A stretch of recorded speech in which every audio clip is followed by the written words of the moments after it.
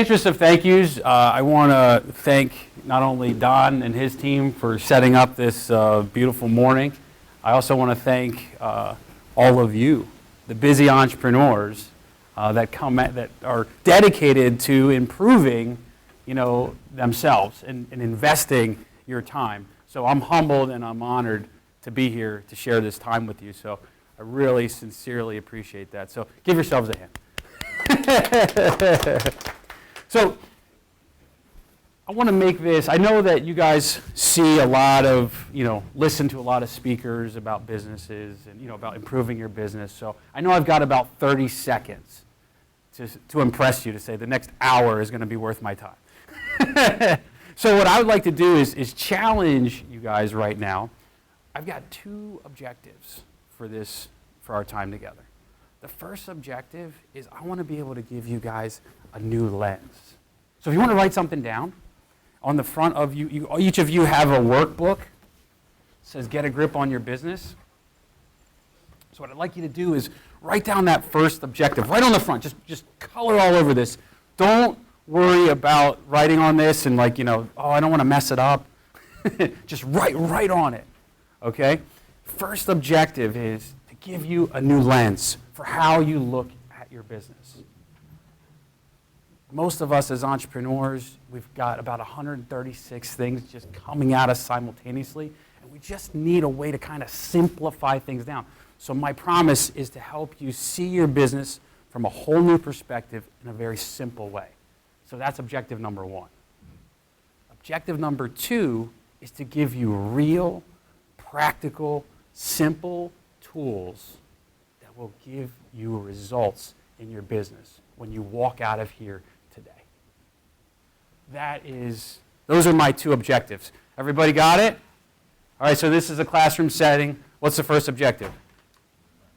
Said it? I can't hear you. New lens.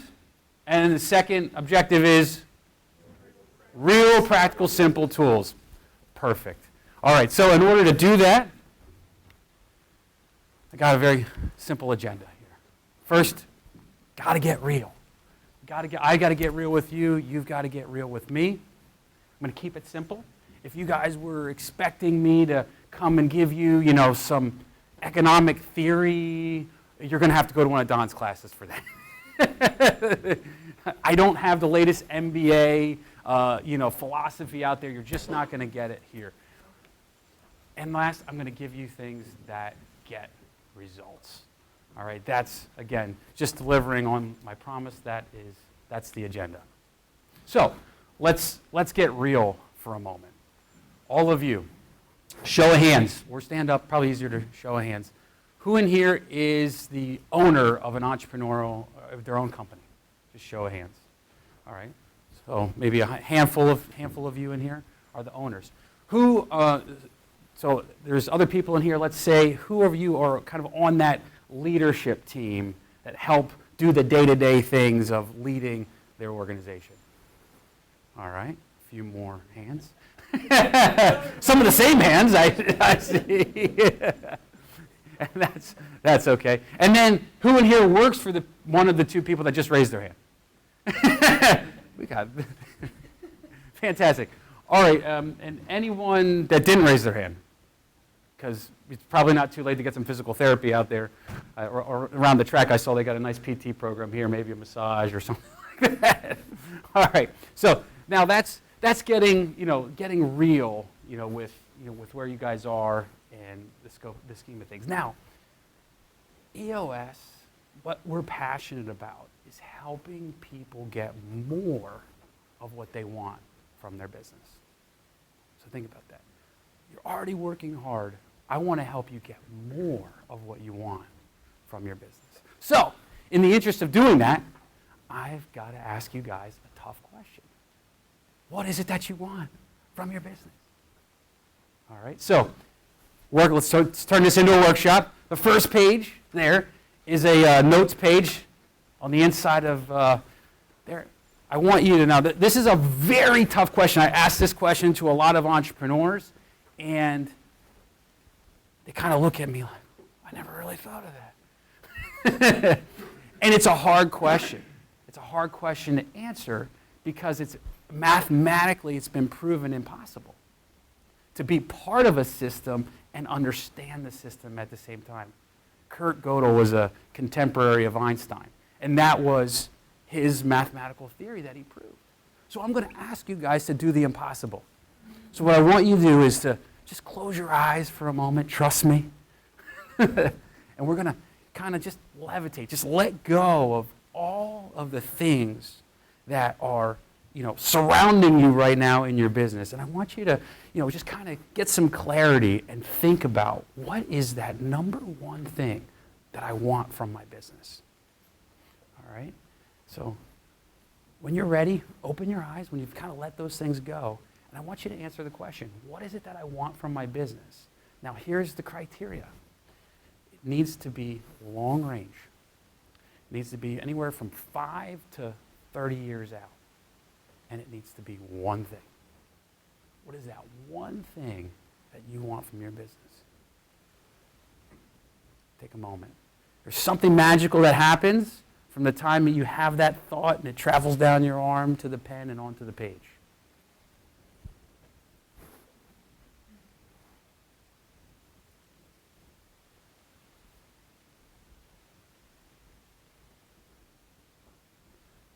I see some pens moving, which is awesome.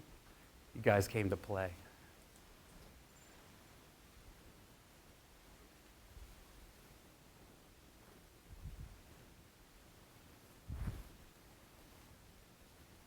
All right.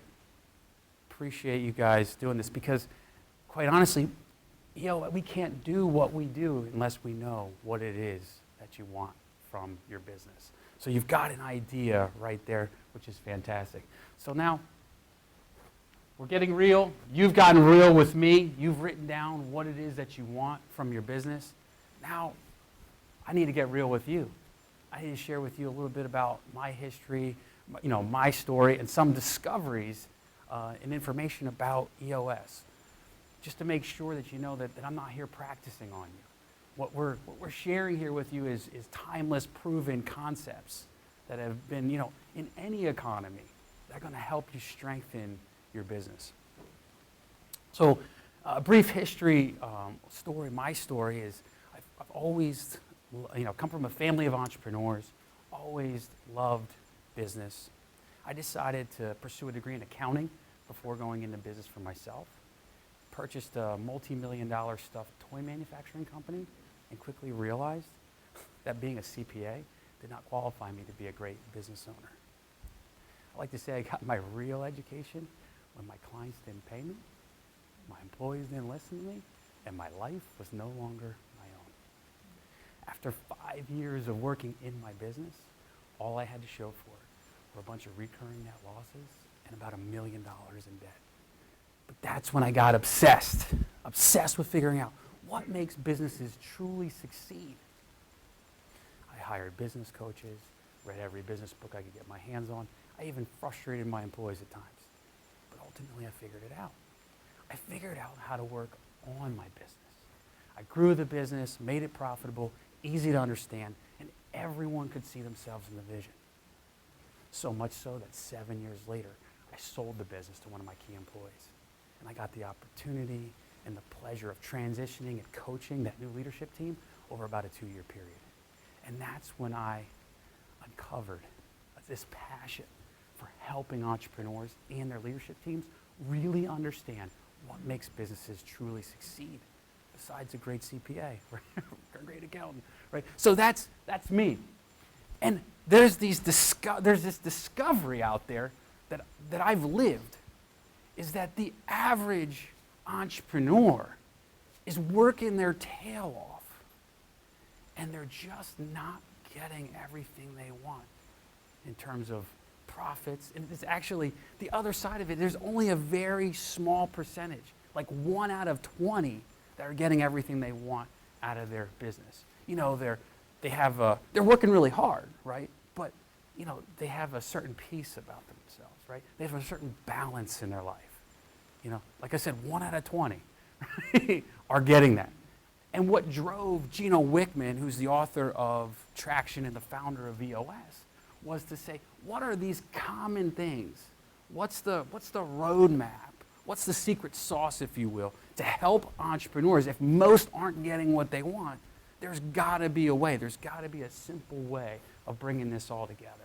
And that's where we are. That's the discovery, is that most business owners aren't getting what they want, and this drove Gino Wickman to simplify this down and help entrepreneurs get what they want from their business. So that's getting real. Now, if you're going to write anything down, don't write this down. These are the frustrations, the common frustrations of entrepreneurs. And if what you'll notice is from my story, these frustrations, I think I've had just about every single one of these frustrations. So I'm thinking some of you may be able to relate with this. First is control. Most business owners want more control of their business. Their business is running them, they're not running their business. Show of hands, anyone feel that way? A common frustration. All right, thank you for being honest. Next is profit, lack thereof, to be specific. Right? You're just, for the amount of time and energy and resources you're putting into your business, you just don't seem to be getting everything out of it that you expected when you got into your business. Next is people.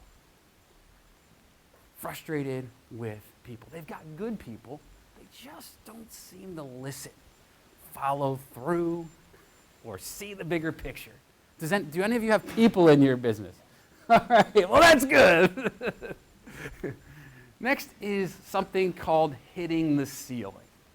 All right, so every business, every organization hits a ceiling. This is where you're kind of sailing along, everything is going great, and then wham, we're stuck. We just can't get to the next level, right? Which leads to the next thing, which is nothing's working. You're trying a bunch of different things, and it just doesn't seem to work. So those are the common frustrations of business owners, and why this EOS and getting a grip on your business is designed to help overcome some of these frustrations. So I promised to keep it simple. I promised a whole new lens. So what I'm going to share with you now is something called the EOS model. So if you turn to page 2 in your workbooks, you're going to see an illustration. This is the lens that I'm going to take you through to help you see your business in a whole new light. So this model stems from a discovery that all business owners are struggling with about 136 things simultaneously, but to the extent that we can boil them all down, they're just symptoms of a real root cause. And the root cause is a weakness in one of the key components of your business. So these key components, there's 6 key components of your business, and I'm going to take you through this model first at a high level, and then at a first pass, and then a second pass, I'm going to go around and give you the real tools and disciplines that you can use to strengthen those 6 key components and walk out of here with something that'll get you some real results. So the first key component of your business is the vision component. So vision. Where do you want to go, and what's the plan to get there? Fairly simple. I think the word vision is overused a lot and not quite understood. So when we go to the second pass around the model, I'm going to give you guys some real clarity on what it means to have a good vision.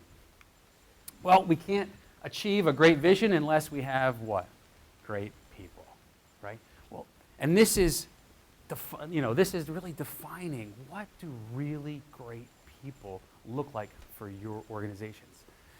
The fact is there's a lot of jargon out there, A players, top quartile. We're going to really kind of cut through all that and help you define what do really great people look like for your unique organization. Next is the data component. This is about running your business on hard facts and figures versus sometimes that subjective or emotional, decision-making that happens a lot in entrepreneurial organizations, but being able to run your business on the hard facts and figures. That's the data component. Something interesting happens when an organization gets strong in the vision, people, and data components. All the impurities, all the imperfections start to kind of bubble up to the surface, and they create the 4th key component, which is called the issues component. This is about looking at your business and being able to see the issues out into the future, being able to set them up, knock them down, and make them go away for the greater good of the organization long term. That's the issues component. And the fifth key component is the process component. There's a handful of core processes in your organization that, this is about getting those handful of things done the right way and the best way every single time. It's what makes your organization more profitable, more fun to be a part of, and more scalable. That's the process component. And the sixth and the final component is traction. This is about bringing your vision down to the ground and executing on it day in and day out with real discipline and real accountability. That is the traction component. And what Gino Wickman said, which I always love to share this quote, vision without traction is hallucination. Right? That's the magic. That's the beauty of what EOS brings to an organization.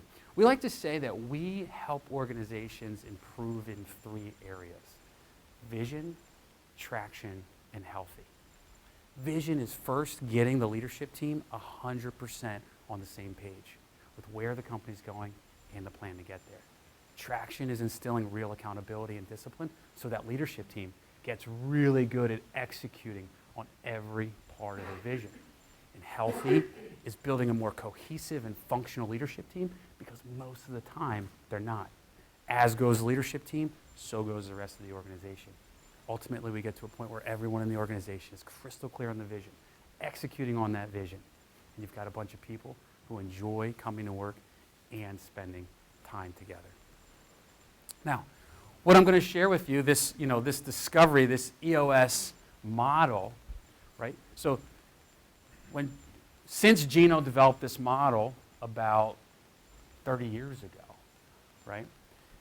He and myself and another 500 professionally trained EOS implementers around the globe have conducted over 100,000 full-day sessions with leadership teams in over 17,000 organizations. So what I'm sharing with you, it's not theory. This is real. And when we can strengthen these organizations, we take our clients on a journey to strengthen each of these 6 key components. And we measure our progress on this journey together on a scale, a very scientific yet subjective scale of 0 to 100%. And the idea is we're trying to strengthen, or working together to strengthen each of these 6 key components. Our goal is 80% strong in each of these 6 key components. Not 100%. That would be utopia. We're not looking for 100%. We're looking to these organizations that are getting everything they want from their organizations, they are at that 80% strong or greater. Truth be told, most clients, most businesses are operating at that 20% strong, succeeding largely in spite of themselves.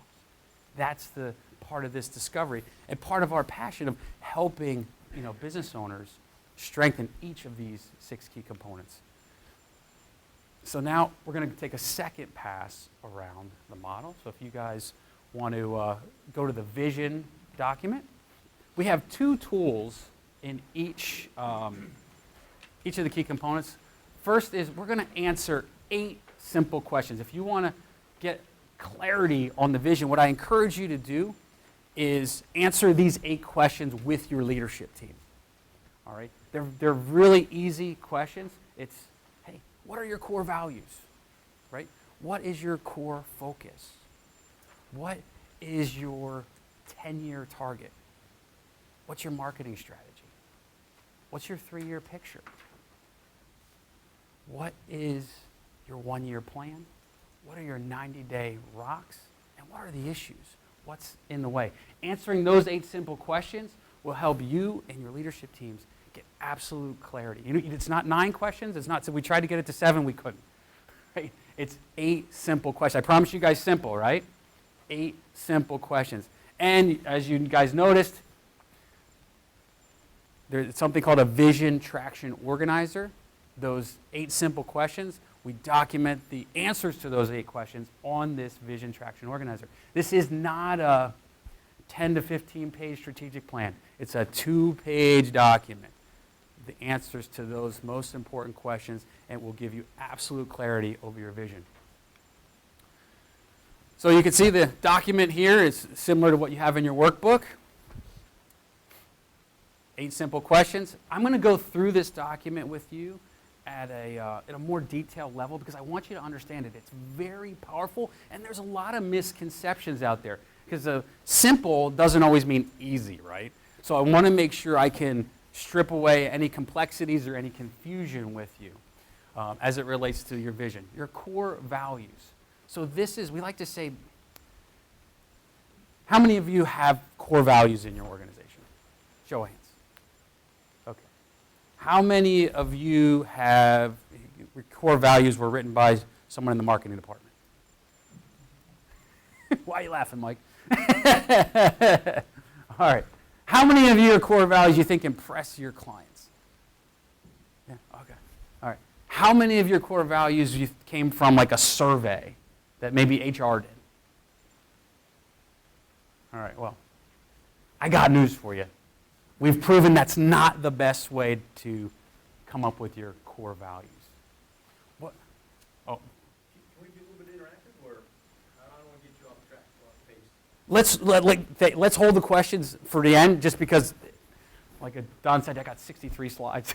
It's 60 minutes. Yeah, ton of information, but yeah, I want to hear from you, sure. Right? So again, yeah, some of this stuff is going to go. I'm going to go cross grain, and it might get people a little bit worked up, which is great. This is what I want, right? So your core values. This is who you are at the core, and I think it was Peter Drucker who said that culture trumps strategy every single time, right? So culture is about core values. So you need to work as a leadership team. It's like that leadership team. We like to say you reek of your core values. You don't need them written on a wall, right? You do need them defined, and they need to be clear, and I'm going to show you why later. But these are your core values. It's who you really are at the core, and when someone on your team doesn't really demonstrate or hold your core values, I got news for you. You're probably not going to change them, and you're probably going to be upset working with them at some point. So this is core values. That's the question number 1, answering that. Your core values are discovered. You got to define them. And like I said, you live and you breathe the core values. Next is your core focus. This has been called a million different things by a million different business experts. Maybe it's been called the vision statement or the mission statement. We call it the core focus because it's who you are at the core. It's what you're best at in the world, and it's what you need to stay laser focused on. It's like any of you golfers out there, baseball players, golfers, you're familiar with this thing on a baseball bat or a golf club. It's called the sweet spot. And what happens when the club hits the ball in the sweet spot? It goes further, faster, straighter with less effort. Imagine your business going further, faster. It's more profitable, right? You're having more fun. You got more energy when your organization is focused on its core focus. Next is the 10-year target. Ooh, wait a second. Let's look at this. This is what you want from your business. This is that 5 to 30 years out. This is the number 1 goal. So what I want you to do, look back at your notes you took in the very beginning, and I want you to write down, write it right in that document. What is that 10-year target? What is that number 1 thing that you want from your business 5 to 30 years out? Go ahead and write that in there right now. You guys will have a real working document. So that is your 10-year target. Again, it's usually or sometimes it's qualitative, or quantitative in nature. Sometimes it's qualitative. But imagine having that target that everyone in the organization is crystal clear on. That's where we're going. All right? Now, after you know who you are at your core, you know what you're best at in the world, right? You know where you're going long term. Now we need to define, okay, what are we going to say? Who are we going to talk to, and what are we going to say? And we do that in the marketing strategy. There's 4 parts to the marketing strategy. First part is your target market. What does that ideal client look like for you? right? What's their demographic, geographic, psychographic, right? Really getting that crystal clear and defined. And then what's important? Now it's messaging. What do we need to communicate to that target market? What's important? We call it your 3 uniques. These are been known as your differentiators, right? So what are those things that are unique to you that is super important to your target market? So what we like to say is, you know, maybe 50% of your competitors could say they have one of your 3 uniques. Maybe a handful could say they have 2, but no one has your 3 uniques. That's what makes you unique. And then there is the proven process. People like to feel like they're in the hands of an expert, right? Could also be something that differentiates you from your competition, that you have a proven process. Typically, it's a 1-page visual illustration of what it looks like from the time you start speaking to that target market prospect to the time they become long-time satisfied business partners of yours. That's your proven process. And the last part of your marketing strategy is your guarantee. This is just your pledge or your promise to the marketplace. You know, and it also helps overcome maybe a fear of adoption or maybe an objection in the sales process. You know, right? Because when you're talking to your target market, you understand them. You understand their fears, their concerns, right? So you have all these things in your marketing strategy that you're continually communicating out to your target market. That's answering the 4th question.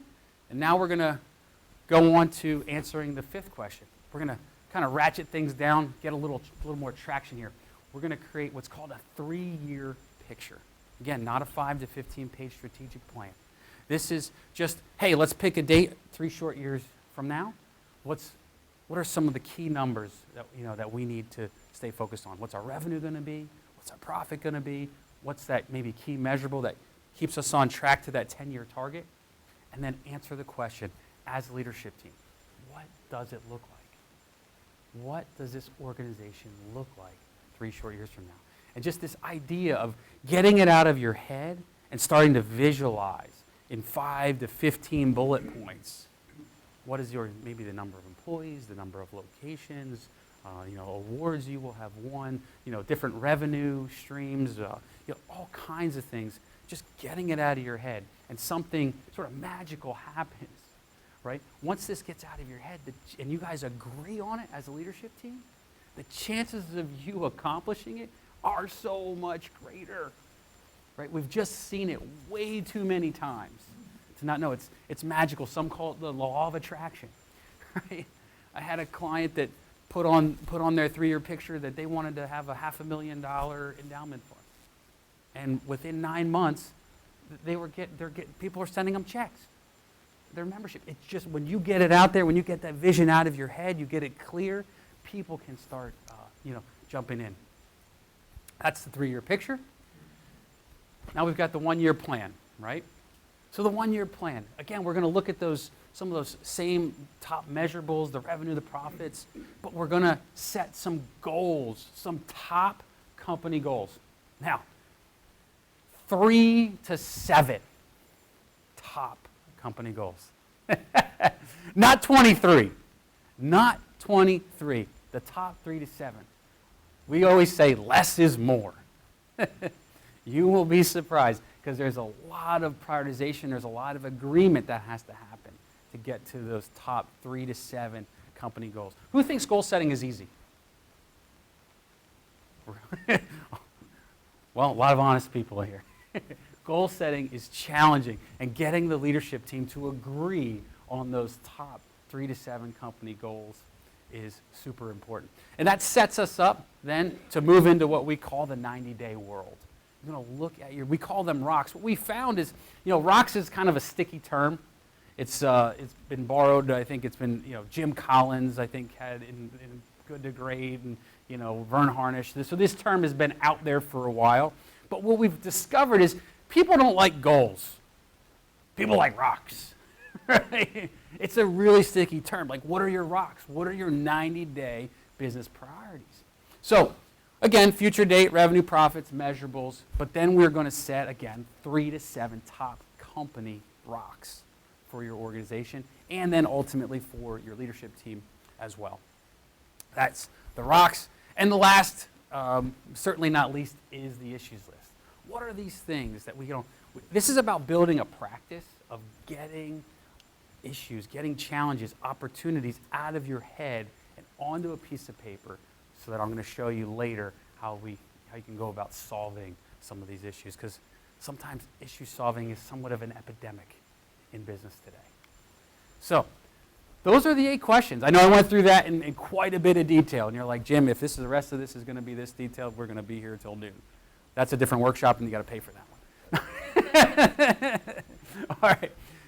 But vision is somewhat so misunderstood that I wanted to make sure we clarify it for you. Now, this one's going to be the next tool or discipline I'm going to share with you about strengthening your vision. You're going to have, this one's not going to take long at all. All right? Are you guys ready for it? Because if all it involved was answering those 8 questions, we'd all have really strong visions, wouldn't we? Right? Because all we'd have to do is answer those questions. But the next tool or discipline is called shared by all. We need to get every one of your employees to share the same vision. So how do you think we do that? Any ideas? Express it? You're close. We got to tell them. And we got to tell them over and over and over and over again. And we got to tell them consistently. We like to say people need to hear things 7 times before they hear it the first time. People need time to internalize it, understand it, and guess what? Decide to be a part of it, right? And that takes time. We're talking quarterly, giving your entire company the state of the company address. Very simple. Where have we been? Where are we right now? And where are we going? You actually have to share that document with them. It's all right there, right? And that's getting your vision shared by all. And that is what will get you to 100% strong, or moving to 100% strong in the vision component. The next is people. Everyone's got people in their organization. This is about getting the right people and getting them in the right seats. And the tool I'm going to, so right people, these are people that fit your culture like a glove. So I'm going to turn to the people analyst. This is a very powerful tool, and I'm going to quickly show you guys how to use. You're going to pick some core values. So if you open up that workbook, you should see 2 pages. One has the people analyzer on one side, and I think the other side, or the next page, examples of core values. So what I want you to do is circle 3 core values, or if you already know your company's core values, I want you to write them across the top of the people analyzer. So I'll give you 30 seconds. Don't overthink it. Just trust your gut. You'll see where I'm going with this.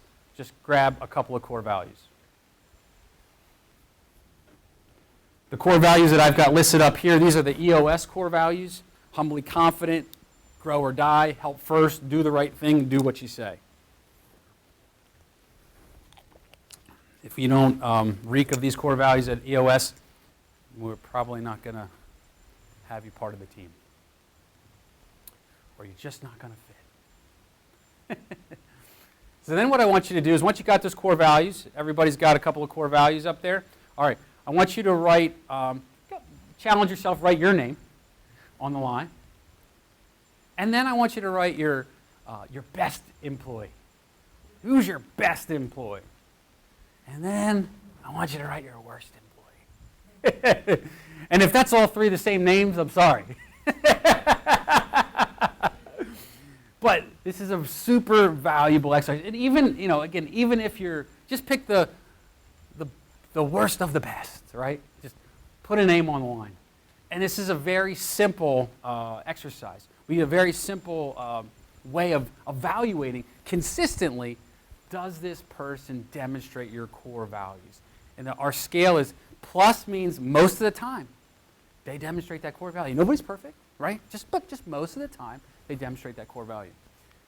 Minus, most of the time they don't demonstrate that core value. And then last is sometimes they do, sometimes they don't, right? And then go ahead and fill it in for the rest of the chart. So what we see here is this is all about evaluating a right person. So once you've done that evaluation, guess what? It still doesn't mean anything. You have to establish what we call the bar. Now, the bar is not where we're going after this. You might feel like you need to go to the bar after you and your leadership team evaluate your team based on a core value fit. But for an organization that has 5 core values, what we would recommend is they've got to have 3 pluses and 2 plus minuses in those categories. And the idea here is that to fit your core, your culture and your core values, there needs to be a minimum standard of what that looks like, right? So you can see there's no negatives, there's not most of the time, and it's 3 and 2, right? It's slightly above half. It doesn't make it impossible to really live out your core values in your organization. So that's the bar, that's the people analyzer, that's about right people. Now, the next part of this is getting your people in the right seats. Who has heard of that term before? Right people, right seats. Right people, right seats. You know, the challenge is it's a great term, but they don't tell you how to do it. This is helping you figure out how do you actually do that. Now, this is right seats. And right seat is someone that is really good at their job. We say they get it, want it, have the capacity to do it, and I'll explain more about that in a moment. But we actually have to take a step back. We always believe structure first, people second. We need to understand what is the right and best structure for your organization for the next 6 to 12 months. Right? If you want to scale your organization, if you want to grow, if you want to have that peace in your life that you want, you need to know what's the right structure. So we create something called an accountability chart, but honestly, all this is an organizational chart on steroids. All right? So I'm going to walk you guys through this. This is a basic accountability chart, and I guess you guys can flip to that in the workbook. I'm going to go through this somewhat fast, but basically every organization has 3 primary functions, and this gets built out differently for your unique organization, but you're going to have a marketing and sales function. This is how you're out there attracting business, and then you're going to turning them into customers. Then you got operations, you're delivering the product or the service, and then you've got the finance function, which is you're managing the cash in the organization. And sometimes that gets split out. Maybe 3 to 7 is a rule of thumb there for the primary functions in your organization. What sits on top of that function is what's known as the integrator. This is the person that beats the drum in your organization. They're really good at accountability, right? They are harmoniously working with these functions to eliminate roadblocks, help make decisions so that the organization is moving towards its vision. Now, truth be told is half of the time, the visionary and integrator are the same person or they're sitting in the same seat. What we work with our clients is to separate the visionary and the integrator because they couldn't be more different. These people, the visionaries and the integrators, visionaries don't like accountability, right? They're the person that comes to every meeting with 20 new ideas. And guess what? 19 of them are bad. But that's okay. We need that visionary in the organization. They're not afraid. They're fearless. They're going out there. They like big relationships. They don't want to get caught in the weeds of their organization. That's the visionary and integrator relationship. And we like to say, when that relationship is figured out, it's like rocket fuel to your organization. So that's visionary. That's the basic accountability chart. So we set up the primary functions in your organization, but now let's put it on steroids, because most of you probably already have some type of organizational chart. Now we got to find the right seats. What's that function? So each one of those boxes on your org chart or accountability chart, we got to define the function. So, and then we got to put roles in each function. So we say 5 roles. Those are the 5 pieces of accountability. We're going to define what that function is. So I'll give you an example, and then you put the name in it. So marketing and sales. We simplify LMA, lead manage, hold people accountable. They have to have marketing, hit the sales numbers, sell, and account management. Those would be examples of 5 roles, and I think you can see some of the examples in your workbook as well. What we've done is taken an example of those of you that maybe don't have organizations, but maybe you're familiar with sports teams and hockey. So you look at the center on a hockey team. What do they have to do? They got to win face-offs, create scoring chances, score goals, back check and defend, minimize turnovers, right? So a person that's going to be the center on a hockey team, they have to get it, want it, have the capacity to do that. And if they don't, they're in the wrong seat, and they need to be evaluated on each of those roles in the organization. So they get it, they want it, they have the capacity to do it. So if you look, I believe if you turn to another page in your workbook, there's something called GWC. And that will give you, that will give you a very robust definition of what it looks like to really GWC. But the important part of this is, remember this people analyzer? We did the core values. Guess what? We're not done, right? We got to put get it, wants it, has the capacity to do it on the people analyzer. And the difference here is the bar has got to be 3 S's, non-negotiable. If they don't get it, if they're not hitting their numbers, if they don't wake up in the morning wanting it, you can't pay them to want it, right? They just genuinely want to do that kind of work, right? And you have that feeling, and your leadership team has that feeling. And the capacity, right? This isn't just the time capacity. This is the emotional capacity. This is the physical capacity to do the kind of work that you need done in that role, in that function. So non-negotiable, to be in the right seat, they got to have 3 S's. So there's your function, your roles. This slide is just duplicate. But can you imagine your entire organization completely filled out? All the functions, names at each seat, all the 5 roles, all the way out throughout your organization is the basis of accountability. Now, 2 distinct kinds of people issues arise, right? You've got the right person in the wrong seat. Right person, they fit our culture, they're just not hitting their numbers, right? So what do we have to do? This people problem is, in a for-profit organization, you just can't keep people around because they fit your core values, right? We've got to move them, because there's a lot of seats in your organization. We just got to get them into the right seat. It's sort of an easier problem to solve, but because the next one is the wrong person in the right seat. This is someone that's hitting their numbers, and this is that person that's just chipping away at your culture in ways that you can't even imagine. But we've got to make a very difficult people move at that point as well. So those are the people issues. Those are right people, right seats. That's getting you to 100% strong. Next is the data component. This is about running your business on hard facts and figures. We're going to pick up speed here now. So I love this quote from Jim Barksdale. If we have data, let's look at the data. If all we have are opinions, let's go with mine. All right, so this is about boiling your business down to those handful, maybe 5 to 15, what we call measurables. And you'll see there's an example of a scorecard there. And this, so if you can imagine, we create a 13-week, historical data to pick up trends of what's happening in your business. And these are activity-based measurables you're going to set a goal for each week, so a weekly scorecard at a company level. And then someone on your leadership team is going to be accountable for helping keep that measurable on track each week. And then 13 weeks of historical data, so you are able to identify trends, things that are maybe slowing you down. Because what's the point of getting to the end of the quarter and being like, oh, we didn't hit the numbers?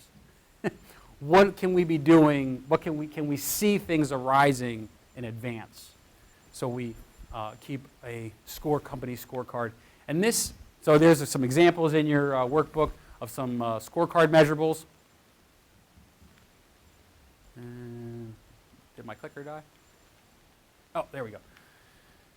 So this is about migrating this discipline out throughout your organization. So if you can imagine at your department level having those 5 to 15 activity-based measurables at the department, and then having a measurable for each employee.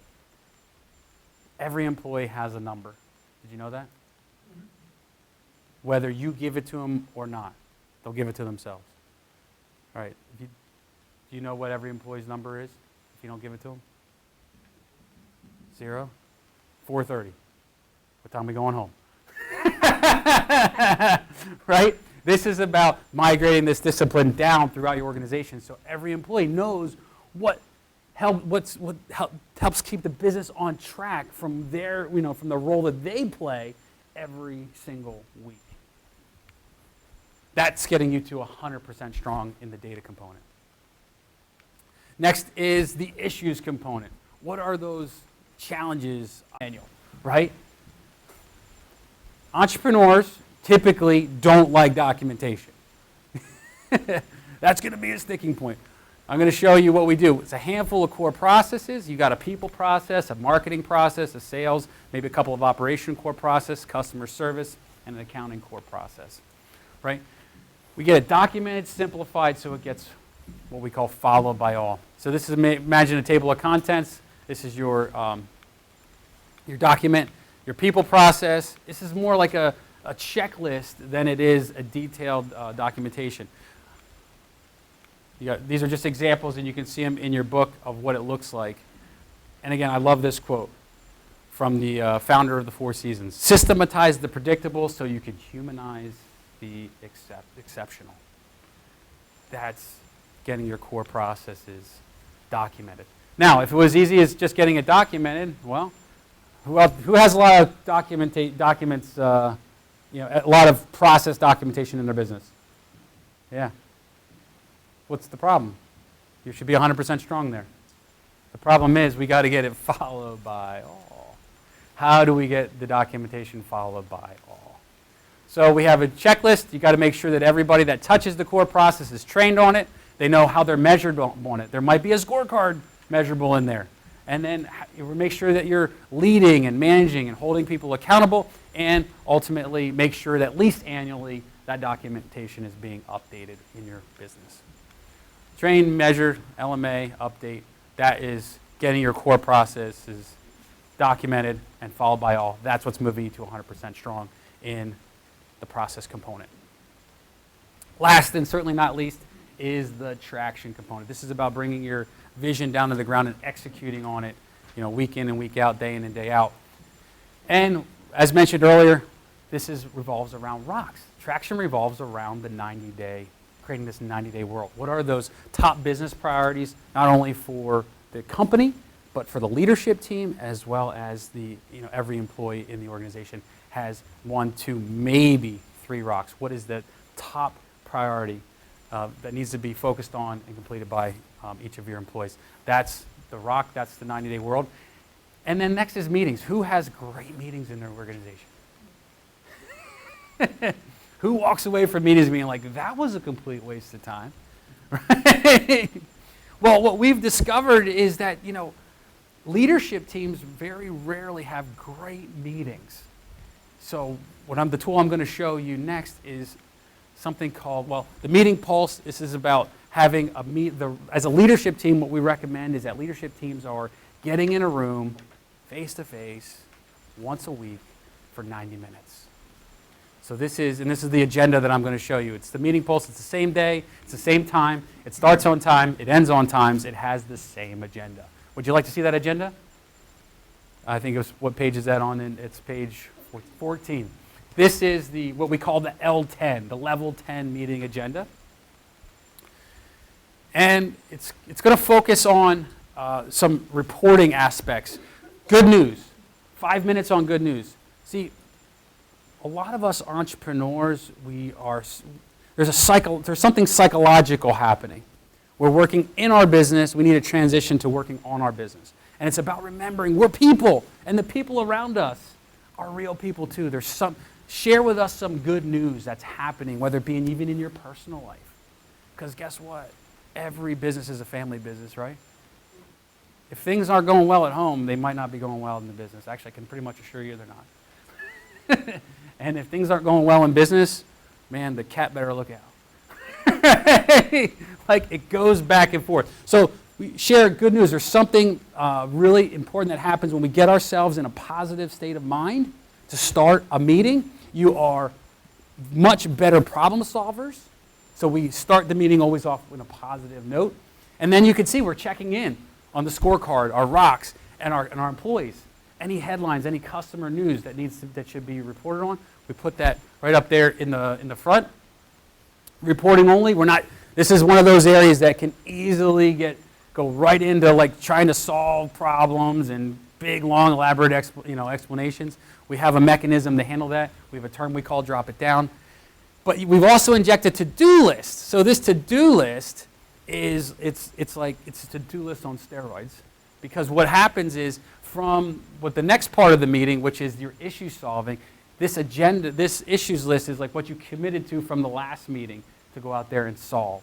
As you keep, for accountability purposes, did we accomplish what we said we were going to accomplish from solving our issues? So as you can see, we spent 60 out of the 90 minutes solving the issues, the IDS. So you're just populating that issues list, cycling through IDS and solving. And that's my belief, is why leadership teams should be getting together for 90 minutes every week. To solve the most pressing issues facing the organization together. That's what 60 out of the 90 minutes is dedicated to. And the last 5 minutes is concluding. It's just wrapping up. Like, based on the decisions that we made, are there any cascading messages? What were those to-dos? You said you were doing this. I said I was doing that. We clear on that? Who's doing that? And then, hey, how did we do today? Scale of 1 to 10. 10 being best. How do we rate ourselves? That's traction. That's rocks. That's meetings. That's getting you to 100% strong in the issues component, or traction component. Hey, I promised you guys we'd get some results today. So this is the lens, right? The 6 key components of your business. These are the EOS foundational tools. So just to be clear, just to review, foundational tools. So everything EOS is simple. We always say 20% of the information will get you 80% of the results, right? So the foundational tools, your VTO, getting that document updated and completed as a leadership team. That's getting your accountability chart completed. Your rocks, meeting pulse, scorecard. All right? Those are the EOS foundational tools. Everything I've shared with you, it's open source. You can go on my website, you can grab it, you can download it, you can use it with your team, EOS Worldwide. We've got a library of books that have been written for just about each one of these key components to help you strengthen them. There are downloadable videos, there's Basecamp, there's someone like me if you wanted help to implement this in your business. That's what's available for you guys. And final thoughts, this is, choose a system, use a system, and get what you want from your business. And this is a quote: "I've never felt so alive and in control. I own the vision for my future and the ability to share it with others and get them on board." Here's the best part. I'm 41 years old. I can only imagine what is possible. This was an EOS client in Minnesota. So that is just a quick look there. Now, I have a question, final question for you guys. So, close your workbooks. Those of you that wrote on the front of your workbook, or where did you write down? What were our objectives today? New lens to simplify the way that you looked at your business. And the next thing was real practical tools. So here's what I want you to do. Now on the back of your workbook, I want you to write down, do you have, yes or no, do you have a new lens to simplify the way you look at your business? And number 2, write down what tool do you think you could walk out of here today, or that you're interested in taking back to your team and helping them improve on their business. What's the one that really spoke to you the most? Write that down, please. And then this is my favorite and the scariest one for me. Do me a favor. You guys hear a lot of business presentations. Scale of 1 to 10. How did we do today? All right? Write that on the back. Be bold. Be courageous. Write a number. You don't have to share it with me. But I'd love it if you do. My contact information is on there, right? But again, you guys, you've been a great audience. I appreciate the opportunity to come in and share this information with you. And I think we ended this thing on time. Questions for Jim? Well, it's kind of a question. You were talking about the core, right at the beginning, core values. Yes. You asked, are your prospects, customers, clients impressed? And immediately I raised my hand. I got thinking about it. The core values that we have to share as an organization are standard, mom and I kind of stuff. Integrity, commitment, follow through. Sometimes they're impressed, but most times I'm finding more and more now. Clients look at you and they say, like, well, yeah. In other words, like, everybody should be doing that. So I think, Permission to play. yeah, I think the bar has shifted. Combination of not everybody's doing it, but all your clients are expecting that as the absolute minimum of what you should be doing. I'm just wondering what experience you've had with that. Well, so In terms of the difference is this is not client focused. We're not creating these core values for them. We're creating these core values for you and your leadership team. And can you, what we say, review, reward, and recognize your people for demonstrating your core values, right? There's two ways to motivate people, right? The carrot and the stick. Right? So how are you using those core values to, like I said, review, reward, recognize your people? And that might be that area that kind of like that disconnect. Yeah, and there's a lot of core values that are permission to play. There's some value traps out there that are easy to fall into. I'm glad I asked that. That's good clarification. I Yeah. was thinking externally focused, and this is designed to bring that focus internally. What's Yep. interesting, Larry, is I do some consulting work for the university with clients. And one of the things that I do when I meet with them is go around the room and say, what are they? And you would be surprised the number of people can't tell you what they are.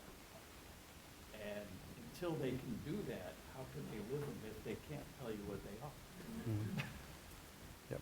So I work with a company where the CEO every meeting points to a person and says, give me one. And then the next one, give me one, give me one. They go around the room and they can't start the meeting until they can. Any other questions? We have a group of high-performance students in the back of the room. What advice do you have for our young professionals entering the workforce? What advice do I have? That's a great question. Secondary to that. Yeah. Hopefully they'll be holding leadership positions within the Yep. organization, but how can they implement this into their organizations? Okay. So to answer the first question, the people in the back of the room need to meet the people in the front of the room, right? That's the best thing you can do, right? Is meet and model and, and network with people and see how you can help, right? Is there anything that I could do to help? And I think with that sort of genuine openness and building a relationship, because you just never know. So I guess that's the first question. The second question was? How can they implement in their first jobs, now that they have this knowledge, how can they implement that? If they are in a leadership team, or maybe they're in an entry level or middle Yeah. management position. So that's easy. Just call me and you give the book traction to their supervisor. That's, again, unless they're not going to play some voodoo, they're not going to come in and be usually not a hot shot, like I got all the answers to your business problems. They're not going to necessarily probably listen to them. But if you can share something that you've read, hey, I was in this, and just like casual sharing in the best interest. Have you seen this? Oh, what do you mean? Oh, just share. That's what they can do. I don't think they're going to go in and start implementing it with the business they work.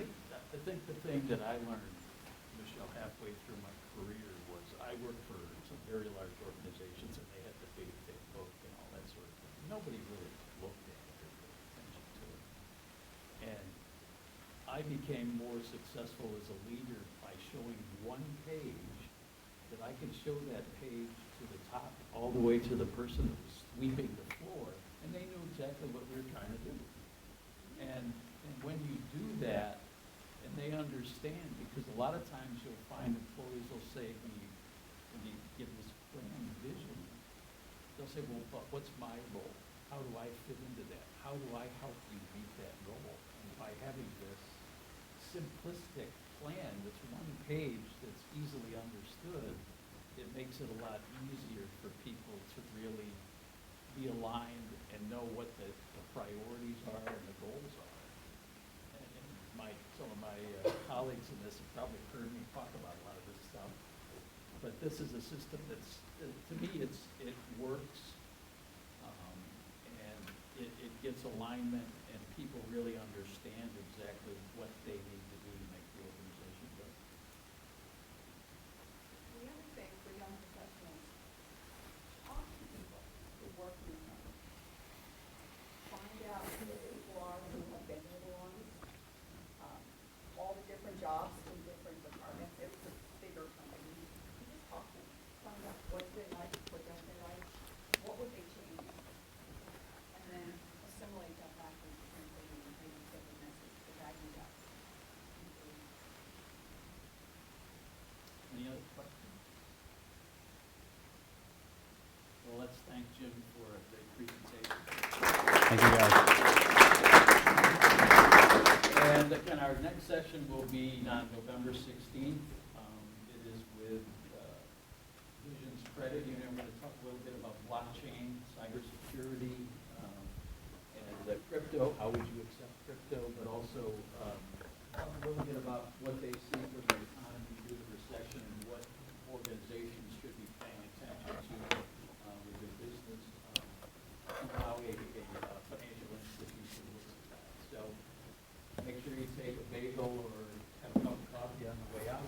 But thank you for your attendance this morning. We'll see you again.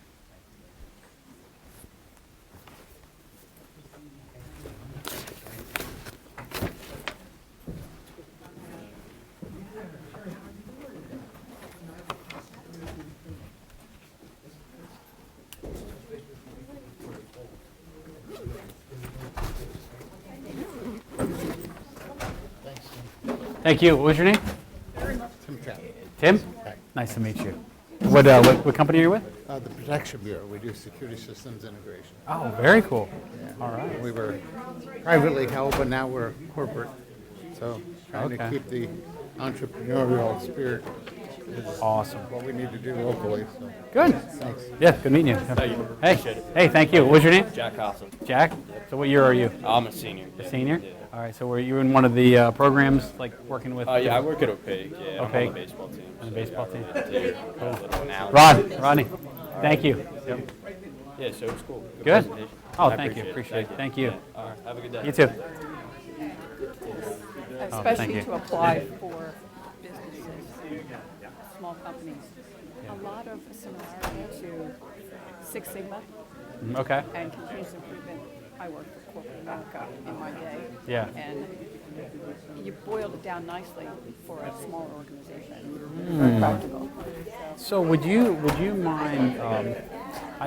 I have my marketing guy back there, and he's capturing photos and things like that in video.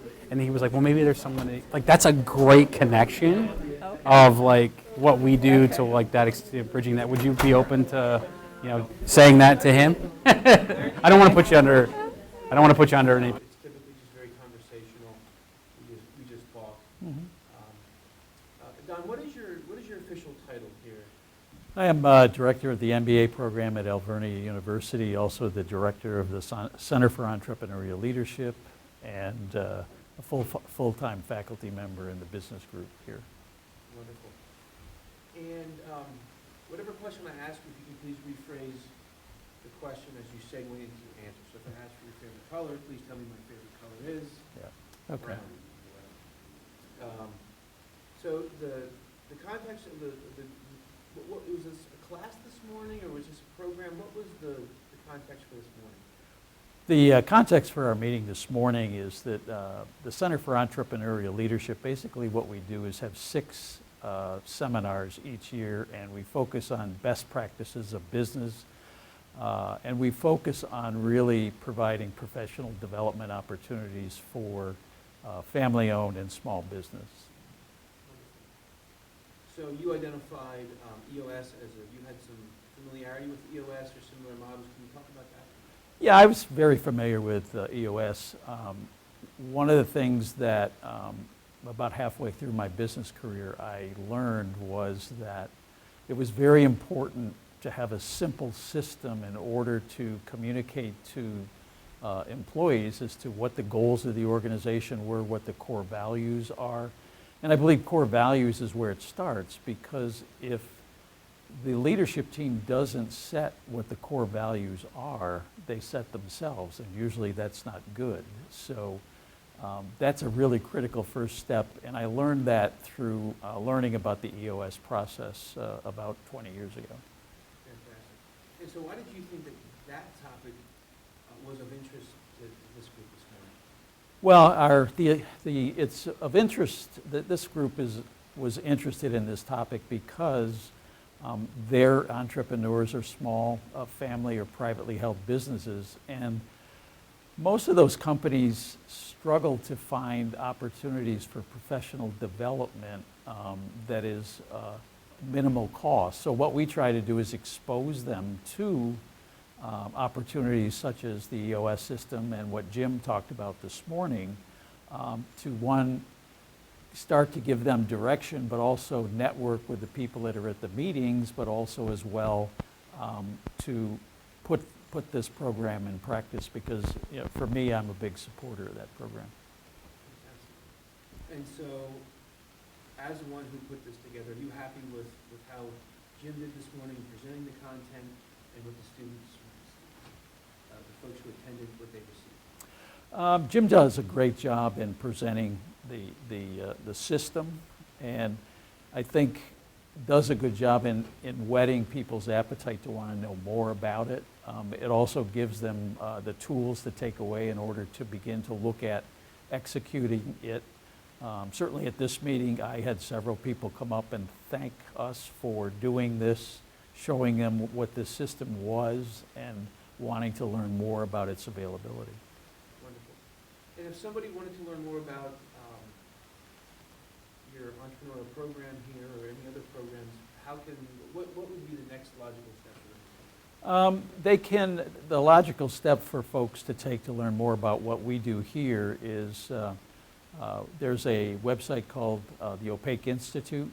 They can find that website, talks about all the various services that we have, also showcases our events and what we do, and it also gives them an opportunity to give us their email so that they can attend sessions like this and develop a network. I mean, currently for this program, which has gone on for about 6 years now, we have over 1,200 people, different database people who have attended our sessions. So it's a great way for people to learn, find others like themselves to talk to and learn from, and help grow their business.